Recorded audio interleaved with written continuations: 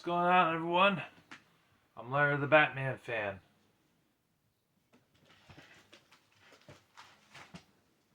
What's going on, everyone? I'm Larry the Batman fan. Today we're going to be doing a review of Cats and Dogs.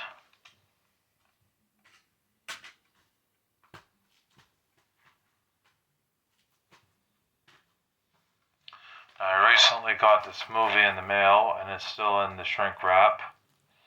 It also has the second film and the third film in here, which I look forward to watching. Did I show that good? Let me see. Here. You can tell that it has the second and the third film in there as well. But I'm going to be showing this in the pickups video because this was a pickups that I picked up. But I saw the first Cats and Dogs when I was a young boy. Back when it first came out, I rented it from Hollywood Video, I believe, because Mom would allow me back in the day to rent a movie. Me and my brother would rent a movie. Actually, what it was originally is Mom would pick out one or two movies for herself, and me and my brother would have to share a movie. But we hated that because usually it ended up in arguments over who gets to watch what. You know, we usually would get into deep arguments. Like, no, I don't want to watch that movie. That movie sucks. No, I don't want to watch this movie. That movie's crap. I don't want that movie. I want this movie. But I don't want that movie. I want this movie. So because of a lot of arguments and bickering and stuff, Mom, what she would do to settle that is that she'd allow me to pick out one and Terry to pick out one. And that settled the disagreements, and it worked. So we kept that trend. So Mom would pick out one or two movies for herself. And then me and Terry would get to pick out a movie. They had to be G or PG. I was in a strict Christian home here, so it had to be G or PG. I was not allowed to watch R or PG-13. And Mom didn't know about the NC-17 rating, so we just assumed that R was the highest rating for a movie. But anyways, we were not allowed PG-13 or R. So I had to pick out a movie, and I picked out Cats and Dogs. I picked it up on VHS. Mom paid for it, and then we went ahead and brought home the movies, like 3 or 4 movies. And yeah, I remember enjoying it. I can tell you what it's about. It's about these dogs. They work for a secret agent company that helps people.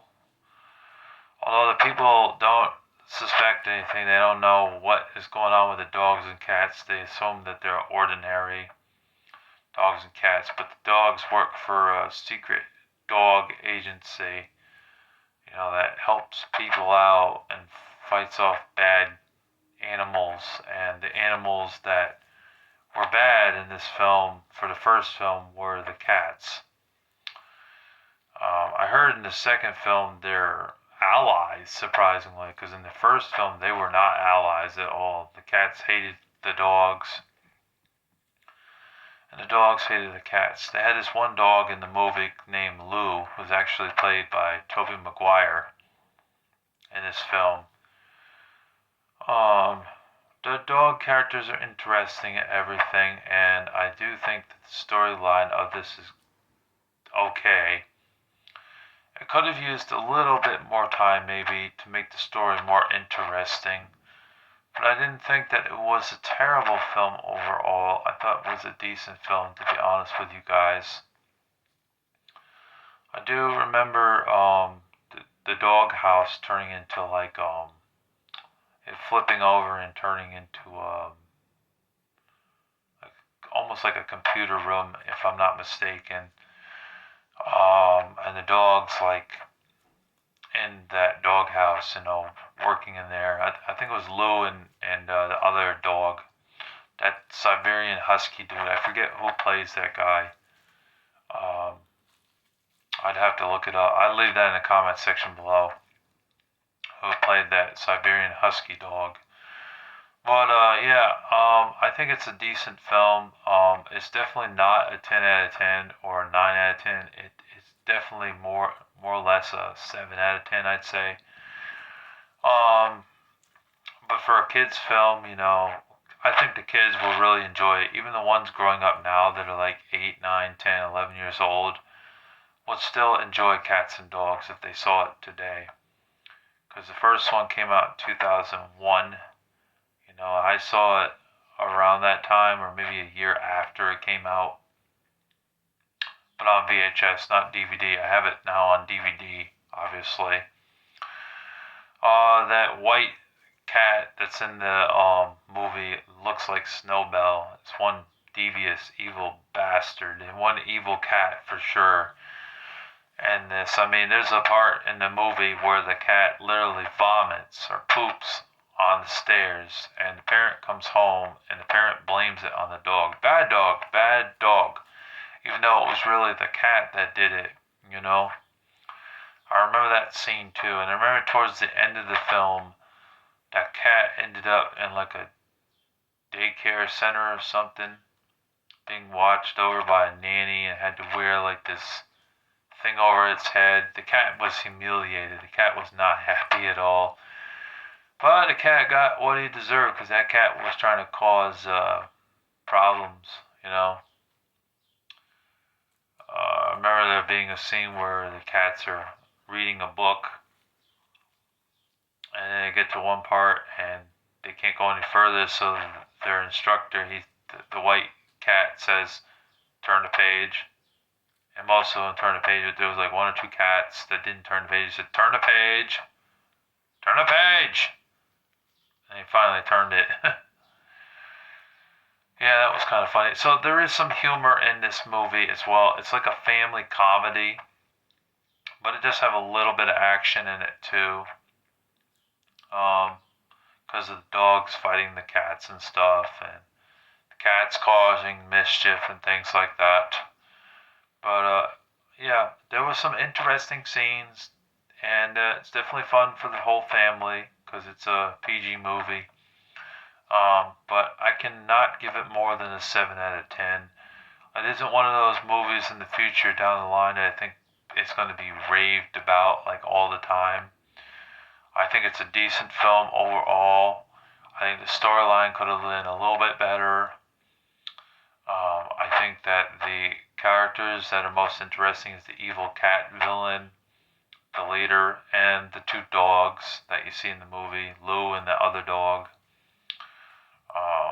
Yeah, so that's basically the gist of this. Although I feel like there was some other scenes in here that I'm not mentioning. I'd hate to forget anything here for this review since we're doing a movie review here. They show the parents in the film a little bit. They're not the main characters. They do have some human characters in this film, but they're just here and there. They center the focus mainly on the dogs and the cats. So the majority of the film is filmed with animatronic dogs and cats talking to each other. You know what I mean? Investigating and helping people out and things like that. So that's something I can add here to this review. Yeah, like I said, a 7 out of 10 is what I would give this review for this movie.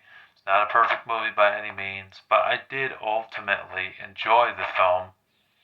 I'd like to see Cats and Dogs 2, The Revenge of Kitty Galore,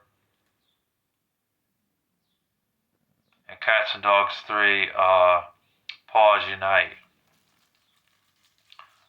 Looking forward to watching that. I'll probably watch that sometime this weekend to open this up and watch all three movies. So yeah, that's my review of Cats and Dogs. First, I can only review the first one right now because I haven't watched the other two. But it's 7 out of 10. It's rated PG because of some rude humor in the film. And there's also some action sequences in it which warrants a PG rating as well. And in the first film, there isn't really any swearing except for maybe one or two damns and they said one for God sakes in the film, just throwing that out there. So mild language in the first film as well. So that's my review of Cats and Dogs. I hope you enjoyed. Stay tuned for more reviews. More movie reviews will be coming soon on this channel. Be sure to hit that notification bell, hit the subscribe button, and thumbs up the video if you like this video. Please only thumbs it up. Don't thumbs it down. I prefer it to be thumbs up for all my videos if you would. If you are a fan of me, be sure to subscribe so that way you never miss an upload. God bless you all and thank you for watching. Hope you enjoyed this review and take care.